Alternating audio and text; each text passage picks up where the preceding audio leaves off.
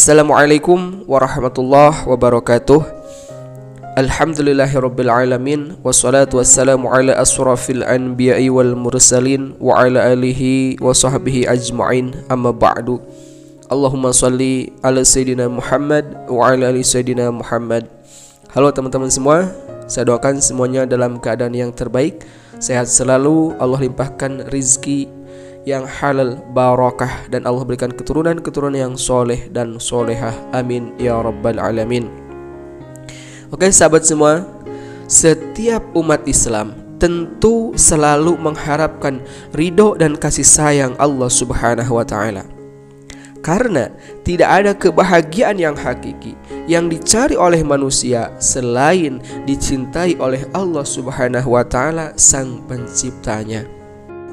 Semua cara dan upaya pasti akan dilakukan untuk mendapatkan ridho dan kasih sayang Allah subhanahu wa ta'ala, baik itu dalam ibadah, aktivitas, bahkan semua hal yang kita lakukan. Lalu keutamaan apa sih ketika kita dicintai oleh Allah? Keutamaan saat kita dicintai oleh Allah subhanahu wa ta'ala, yaitu kita akan mendapatkan kenikmatan di dunia, bahkan kenikmatan yang hakiki, yaitu di akhirat kelak.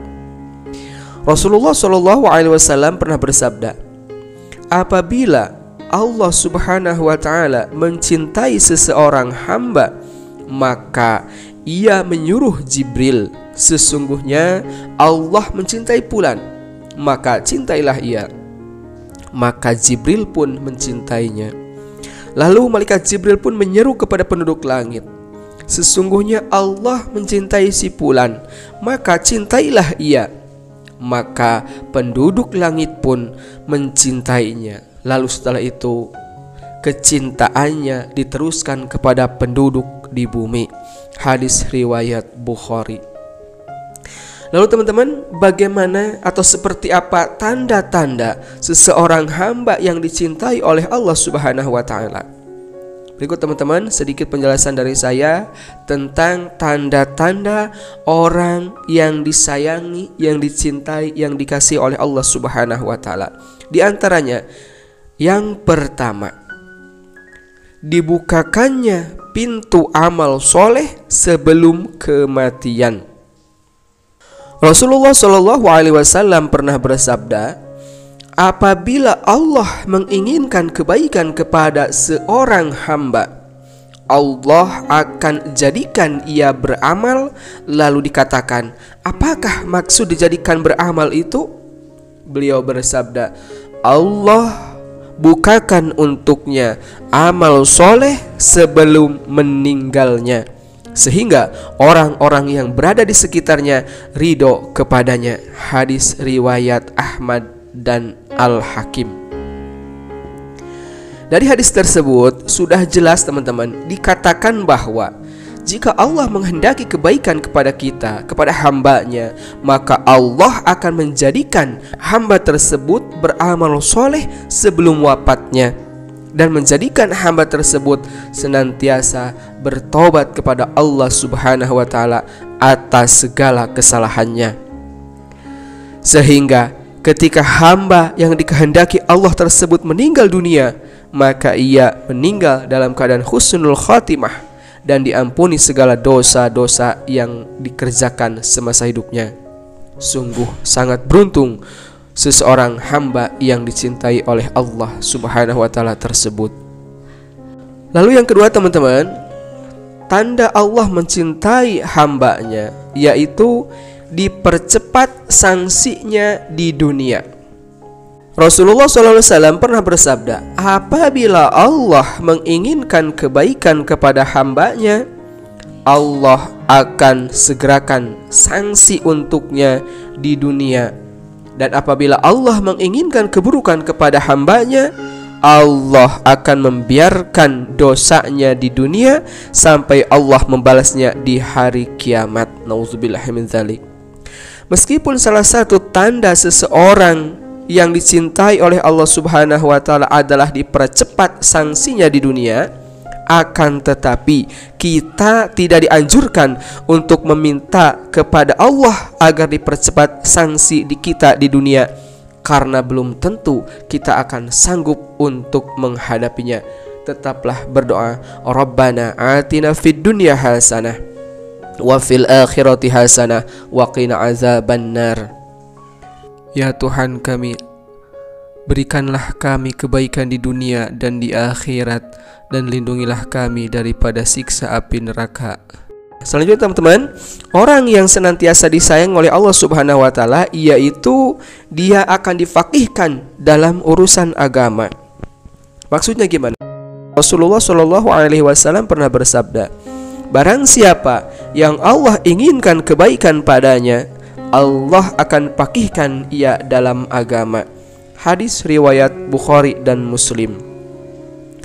Yang dimaksud dipakihkan di sini adalah pemahaman yang Allah Subhanahu wa taala berikan kepada seorang hamba sehingga ia mendapat pemahaman yang lurus terhadap Al-Qur'an dan hadis, di mana kepakihan ini bersumber dari kebeningan hati dan dari akidah yang sahih.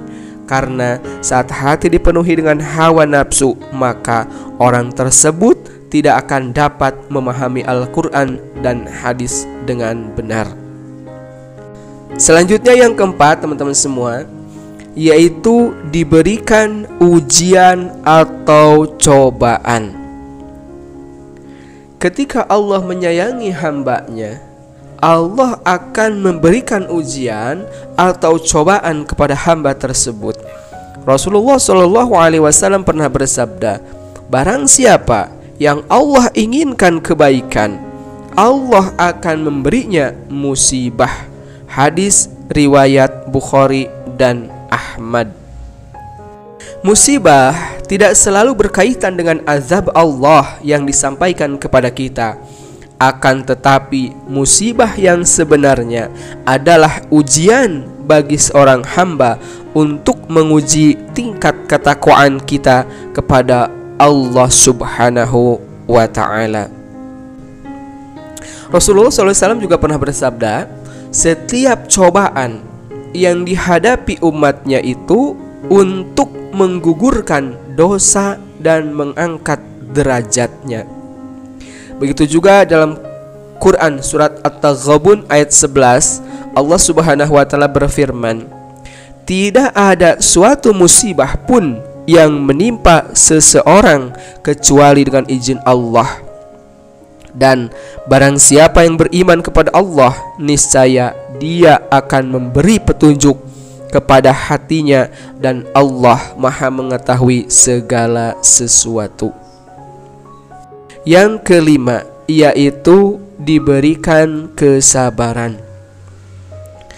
Baginda Rasulullah SAW pun pernah bersabda, tidaklah seseorang diberikan dengan sesuatu yang lebih baik dan lebih luas dari kesabaran. Hadis riwayat Bukhari dan Muslim.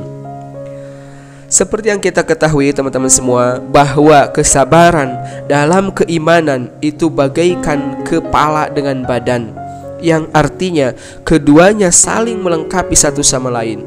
Begitu juga dengan iman seseorang. Iman tidak akan hidup dalam diri kita jika tanpa diiringi dengan kesabaran.